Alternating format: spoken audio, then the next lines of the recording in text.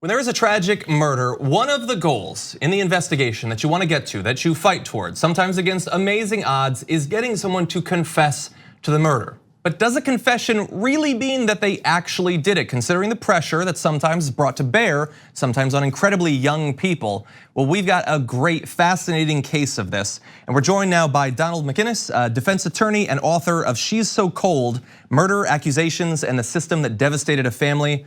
Donald, welcome to the show. Thank you.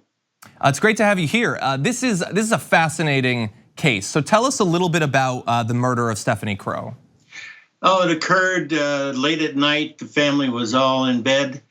The police said that the 14-year-old son, Michael, did it, Michael Crowe.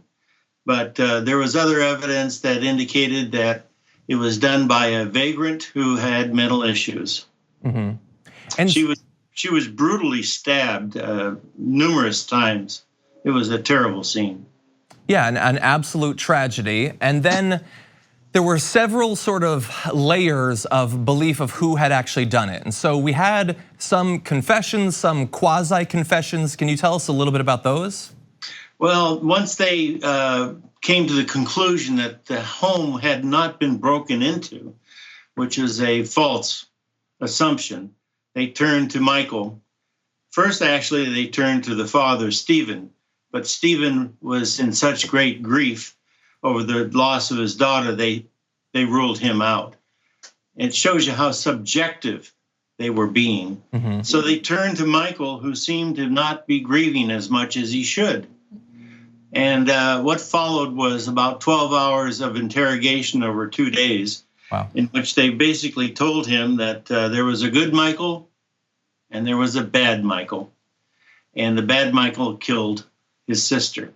And that was how they got him to write a letter to his dead sister, basically apologizing for the murder and her death. And I believe it was, correct me if I'm wrong, it's a complicated case, but I believe that there was a friend that was sort of coerced into describing hypothetically, if you had done this, how would you have done it? And so the whole thing seems very different than what I think people not involved in this process think that confessions are. They think that, oh, the person did it, they confess that they did it. But it looks like there are some fairly sophisticated manipulative techniques that the police can use. Well, that's the shocking thing about this case and also the Central Park 5 rape and brutal beating of the young lady. The police assumed that Michael couldn't do it alone. So they then started looking around to his other friends. His closest friend was then brought into the interrogation, and that was Josh Treadway. And then they brought in my client, Aaron Houser. But the sad thing about this is they interrogated Joshua Treadway over an extraordinary amount of time, about 14 hours. And they got him basically to admit that he was part of a conspiracy of the 3 boys to kill Stephanie.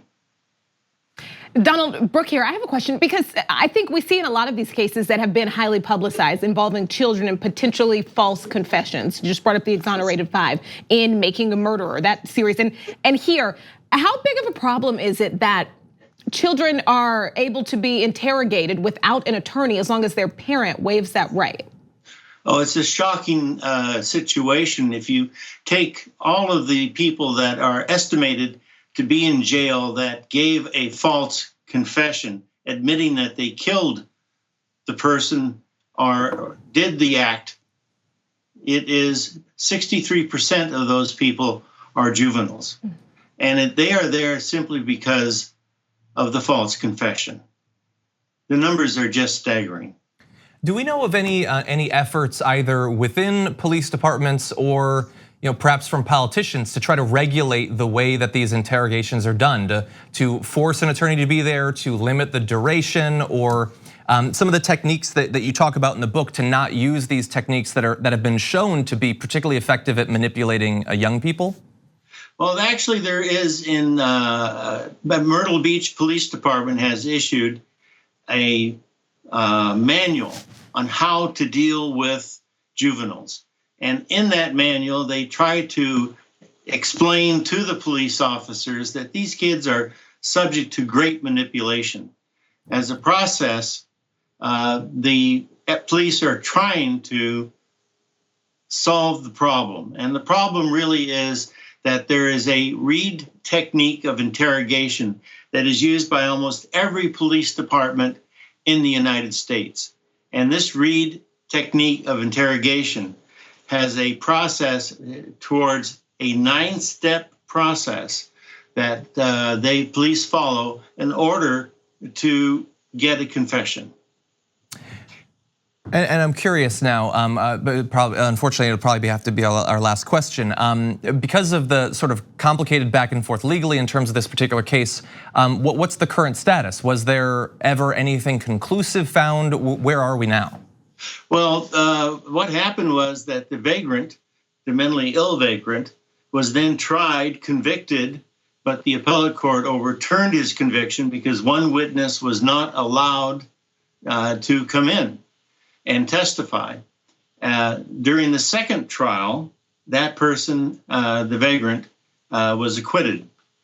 Also, too, an extraordinary event took place wherein the Superior Court of San Diego found the 3 boys factually innocent. That is different from being not guilty. And factually innocent meant that there wasn't any evidence that showed that these boys killed Stephanie Crowe. Wow, this is just about the most complicated case that I've seen. I think there's a lot that people can learn from your book, both about this case, which is fascinating in its own right, but also about the implications of the use of these interrogative techniques that you talk about. The book is She's So Cold: Murder, Accusations, and the System That Devastated a Family. Donald McInnis, thank you for joining us. Thank you. Check out the Damage Report podcast each day, wherever you get your podcasts, whether Pocket Casts or Stitcher or iTunes.